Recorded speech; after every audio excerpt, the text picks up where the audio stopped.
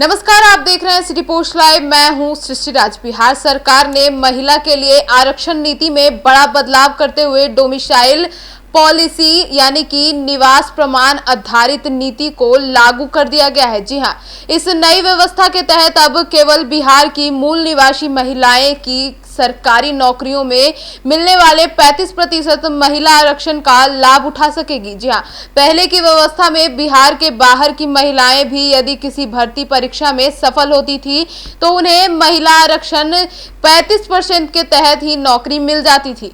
इससे बिहार की महिलाओं को प्रत्यक्ष रूप से नुकसान उठाना पड़ता था, क्योंकि आरक्षित पदों पर बाहर की महिलाओं की नियुक्ति हो रही थी। अब बिहार सरकार ने यह स्पष्ट कर दिया है कि सरकारी नौकरियों में महिलाओं के लिए जो 35% आरक्षण तय है, अब केवल बिहार की निवासी महिलाओं के लिए ही लागू रहेगा।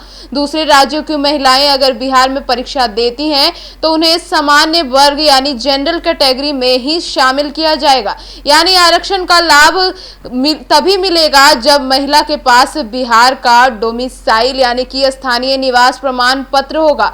इस फैसले का उद्देश्य आपको बता दें कि इस नई नीति के पीछे सरकार का मकसद राज्य की बेटियों को प्राथमिकता देना है। इससे यह सुनिश्चित किया जा सकेगा कि बिहार की बेटियों को सरकारी नौकरियों में आरक्षण का वास्तविक लाभ मिले। दूसरे राज्यों की महिलाएं अब आरक्षित सीट पर प्रतिस्पर्धा नहीं रहेगी और जिससे बिहार की महिलाओं के चयन की संभावना बढ़ेगी। आपको बता दें कि स्थानीय प्रतिभाओं को बढ़ावा मिलेगा और राज्य के सामाजिक और आर्थिक विकास में उनकी भागीदारी बढ़ेगी। यह फैसला आते ही बिहार की महिलाओं में खुशी की लहर दौड़ चुकी है और वहीं कुछ राज्यों से बाहर की महिला उम्मीदवारों ने इसे भेदभावपूर्ण बताया है। लेकिन राज्य सरकार का यह कहना है कि यह नीति अन्य राज्यों की तर्ज पर है, जहां पहले से ही डोमिसाइल आधारित आरक्षण लागू है।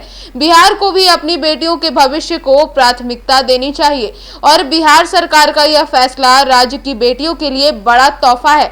अब सरकारी नौकरियों में डोमिसाइल आधारित महिला आरक्षण से स्थानीय महिलाओं को सीधा फायदा मिलेगा। यह कदम सशक्तिकरण, स्थानीय रोजगार और समान अवसरों को दिशा देने का प्रथम साबित हो सकता है। तो इस पूरे मामले पर आप अपनी राय हमें जरूर बताएं। तो फिलहाल इस खबर में इतना ही। आगे की खबरों के लिए देखते रहिए सिटी पोस्ट लाइव। तब तक के लिए धन्यवाद।